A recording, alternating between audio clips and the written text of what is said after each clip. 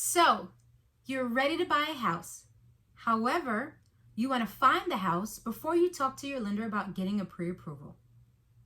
Well, I want to talk to you today about why that is not a good idea. I'm Shelyna, your local real estate professional here in the Dallas-Fort Worth area. I specialize in helping buyers and sellers with their real estate decisions every day.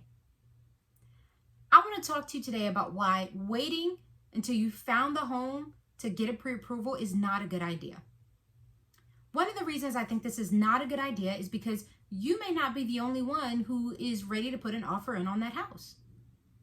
Other buyers are out there shopping in this market, and if a seller gets an offer from a buyer, they're not going to sit around and wait for you to go get a pre-approval from your lender. So if you are serious about purchasing a home, it's wise that you talk to the lender first and get your pre-approval before you go out there and get emotionally tied into shopping for a home. Another reason why I think it's a good idea to talk to your lender before you find the perfect home is because sellers are only going to want to work with people who are ready, willing, and able. They're only going to want to work with serious buyers. They may not take you as a serious buyer if you don't come with a pre-approval. Some sellers may request to see your pre-approval before they'll even let you have an appointment to see the house. They don't just want people who are out there who they call tire kickers coming by and touring the home and taking up the space of a buyer who does have a pre-approval and who is ready to drive the car off the lot.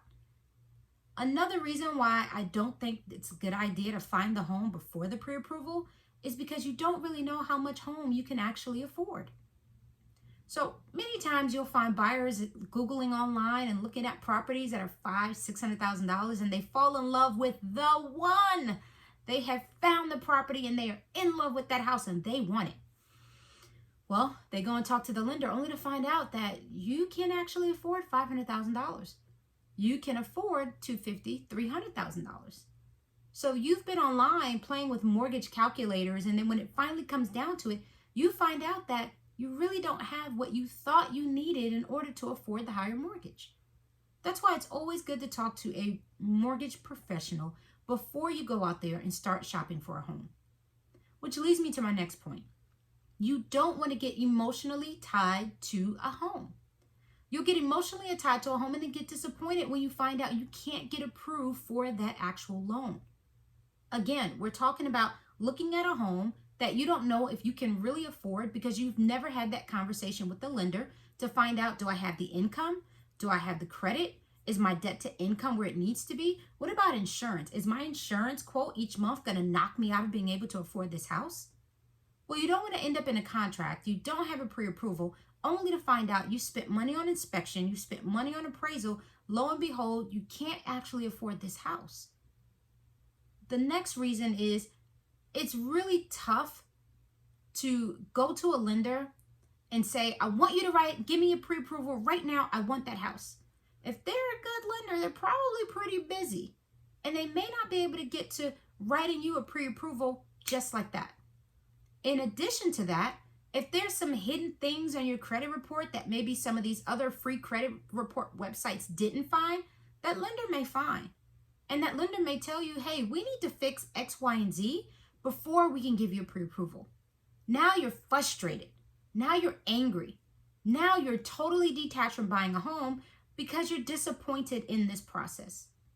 So, what should you do if you're ready to purchase a home? Your first step is to talk to your real estate professional. That'd be me. After you've talked to your real estate professional, let them guide you to a lender that's going to help you make the right financial decision on purchasing your home. Once you get with that lender, be truthful and be honest about your financial situation and let them give you the pre-approval before you get emotionally tied to shopping for a home. I hope this information was helpful. As always, information is free. It's what you do with that information that determines your future. I'm here to answer any questions or to provide guidance where you need it. I'm Shelyna, your local real estate professional. It was awesome chatting with you, and I'll see you next time.